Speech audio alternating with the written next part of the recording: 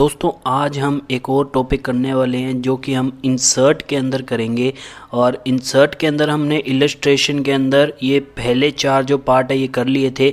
आज हम चार्ट को डिटेल से समझेंगे। तो आइए शुरू करते हैं। तो सबसे पहले मैं इस पर क्लिक करता हूँ।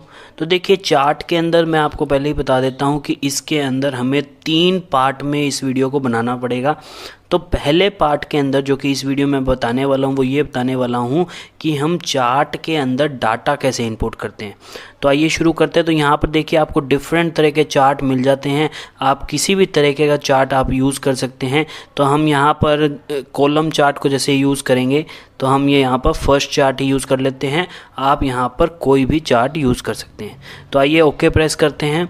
देखिए ओके प्रेस करने के बाद आप देखेंगे कि आपके पास एक पेज 2 पेज खुल गए हैं, जो कि पहला पेज तो है वर्ड का और दूसरा जो पेज है वो है माइक्रोसॉफ्ट एक्सेल का, राइट। तो यहाँ पर हमें डाटा कैसे इनपुट करना है आज हम वो सीखेंगे। तो आइए समझते हैं कैसे इसके अंदर डाटा इनपुट होगा। तो देखिए सबसे पहली चीज़ आप ये देखिए, यहाँ पर आपको एक्सेल के अंदर शीट बनी हुई है सीरीज़ 1, सीरीज़ 2, सीरीज़ 3 और वही सेम पैटर्न में आप देख सकते हैं आपकी माइक्रोसॉफ्ट वर्ड के अंदर भी सेम इसी तरीके से इनपुट हुआ है, राइट। अब आपको करना क्या है, सबसे पहली चीज़ मान लीजिए मैं किसी इंडस्ट्री का चार्ट बनाना चाहता हूँ मान लीजिए।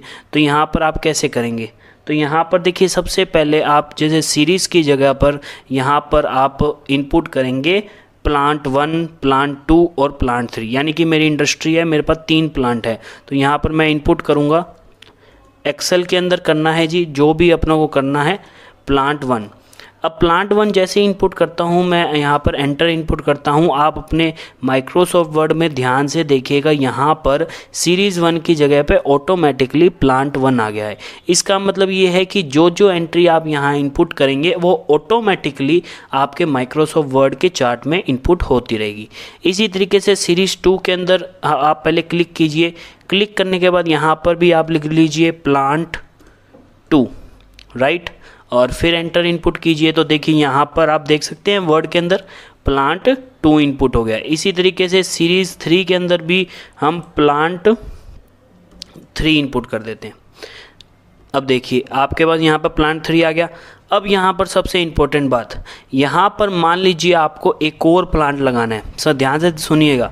तो आपको क्या करना है, नेक्स्ट स्टेप क्या करना है, आपको यहाँ पर ई फोल्डर जो दिख रहा है ई पार्ट, यहाँ पर क्लिक करना है इसके बिल्कुल आगे और यहाँ पर आपको इनपुट करना है प्लांट 4 और आप यहाँ पर एंटर इनपुट कर दीजिए। देखिए ऑटोमेटिकली यहाँ पर प्लांट 4 हो गया है। यानी कि आप जितने मर्जी प्लांट आप इनपुट करना चाहते हैं आप इनपुट कर सकते हैं बिल्कुल आसानी से, राइट। उसके बाद यहाँ पर दूसरी बात आती है कैटेगरी की। अब यहाँ पर कैटेगरी के अंदर हम मंथ से इनपुट कर देंगे कि हमें यहाँ पर सेल बतानी है, भाई कितनी सेल है, प्लांट वाइज सेल बतानी है मंथली। तो यहाँ पर हम कैटेगरी 1 के जगह पे जनवरी लिख देंगे। देखिए यहाँ पर आप वर्ड के अंदर देखिए कैटेगरी 1 की कर्सर को देखिएगा मेरे, यहाँ पर देखिए जनवरी आ गया है। इसी तरीके से कैटेगरी 2 के अंदर इनपुट करेंगे फरवरी, एंटर इनपुट कर देंगे तो देखिए फरवरी आ गया है। इसी तरीके से मार्च इनपुट करेंगे और फिर अप्रैल इनपुट करेंगे।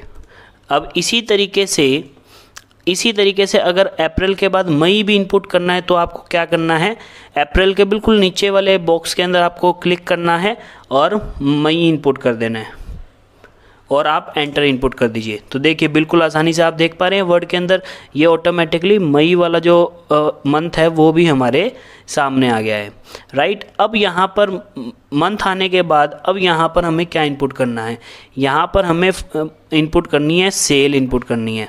तो सेल इनपुट कैसे करेंगे, तो प्लांट 1 की सबसे पहले सेल इनपुट कर देते हैं आप मंथली वाइज। तो यहाँ पर आपको जैसे प्लांट 1 और जनवरी के अंदर यहाँ पर आपको क्लिक करना है। मान लीजिए यहाँ पर मैंने 20 इनपुट कर दिया है और यहाँ मैं एंटर इनपुट करता हूँ। तो देखिए यहाँ पर जैसे ही मैंने 20 इनपुट किया ये ऑटोमेटिकली आपके जो पॉइंट्स है वो ऊपर ले जाएगा। आपको यहाँ पर कुछ भी चेंज करने की ज़रूरत नहीं है। इसी तरीके से प्लांट 1 की फरवरी में मान लीजिए हम लिख देते हैं 22। देखिए यहाँ पर आप देख पा रहे हैं जनवरी में पहले अब देखिए प्लांट 1 ब्लू कलर का है, तो जनवरी के अंदर पहले ब्लू कलर हो गया, फरवरी के अंदर हमने 22 किया तो 22 हो गया। इसी तरीके से मार्च के अंदर हम प्लांट 1 में 15 इनपुट कर देते हैं, तो देखिए 15 का आप देख सकते हैं मार्च के अंदर, मेरे कर्सर को देखिएगा जी, यहाँ पर देखिए मार्च के अंदर आ गया है।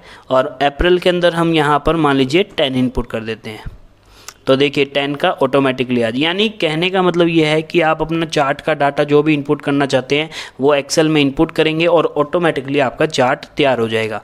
इसी तरीके से हमने यहाँ पर मई के अंदर इनपुट किया था, तो मई पे क्लिक करते हैं और मई पे मान लीजिए हम इनपुट करते हैं 18, और इस तरीके से देखिए बिल्कुल आसानी से आ गया है। इसी तरीके से प्लांट 2 का इनपुट कर सकते हैं, मान लीजिए मैं फटाफट इनपुट कर देता हूँ। कोई भी डाटा आप इनपुट कर सकते हैं और बिल्कुल आसानी से आप इसको कोई भी दिक्कत के बिना इसको आप यूज़ कर सकते हैं। तो इस तरीके से बिल्कुल आसानी से आप चार्ट बना सकते हैं। देखिए कितना बढ़िया चार्ट बन गया है। तो यहाँ पर बिल्कुल सिंपली आपको कुछ नहीं करना, आपको डाटा इनपुट करना है एक्सेल के अंदर जो आपके पास डाटा है, और ऑटोमेटिकली उसके अकॉर्डिंगली आपका चार्ट तैयार हो जाएगा। अब यहाँ पर बात जो आती है कि यहाँ पर हमने फर्स्ट पार्ट कर लिया है कि डाटा कैसे इनपुट किया जाता है। नेक्स्ट वीडियो में हम बात करेंगे इसमें एडिटिंग क्या क्या कर सकते हैं। तब तक के लिए thank you very much. Video देखने के लिए थैंक यू।